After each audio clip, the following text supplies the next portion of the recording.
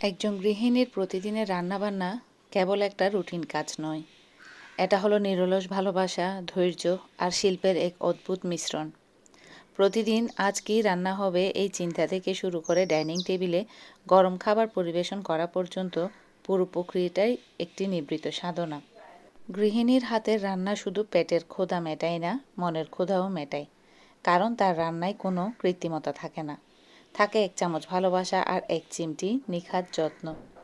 বাড়িকে বাড়ি করে তোলা সকাল সন্ধ্যা রান্নাঘর থেকে ভেসে আসা চেনা সুবাস আর প্রেসার কুকারের সিটিটাই একটা চার দেয়ালের বাড়িকে সত্যিকারের নিট বানিয়ে তোলে।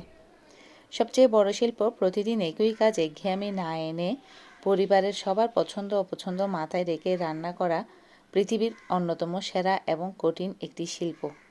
নিজের একটি ছোট্ট মাটির ব্যাংকে জমানো পয়সা যখন আস্তে আস্তে ভারী হতে থাকে, তখন বাচ্চার মনে এক অদ্ভুত আত্মতৃপ্তি আর আত্মবিশ্বাস তৈরি হয়। সে বুঝতে শেখে যে সেও নিজের মতো করে অবদান রাখতে পারে। এই জমানো টাকাগুলো হয়তো খুব বড় কোনো অঙ্ক নয়, কিন্তু নিজের জমানো টাকায় কোনো একটা ছোট ইচ্ছে পূরণ করার সার্থকতা আকাশ ছোঁয়া। যখন একটি শিশু নিজের জমানো টাকায় তার পছন্দের খেলনা বা রঙের বক্সটি কিনে, তখন সে সেই জিনিসটির আসল মূল্য বুঝতে পারে। অন্যের দেওয়া জিনিসের চেয়ে নিজের জমানো টাকায় কেনা জিনিসের প্রতি সবসময় যত্ন একটু বেশিই থাকে।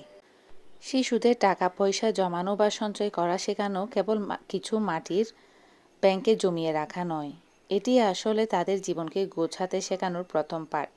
ছোটবেলার এই অভ্যাসটি বড় হয়ে তাদের একজন দায়িত্বশীল, ধৈর্যশীল এবং আত্মনির্ভরশীল মানুষ হিসেবে গড়ে তুলতে সবচেয়ে বড় ভূমিকা পালন করে। একটি মাটির ব্যাংকে প্রতিদিন পড়া একটি করে কয়েন আসলে বাচ্চার সুন্দর ভবিষ্যৎ, সংযম আর দায়িত্ববোধের একটি ভিত্তিপ্রস্তর।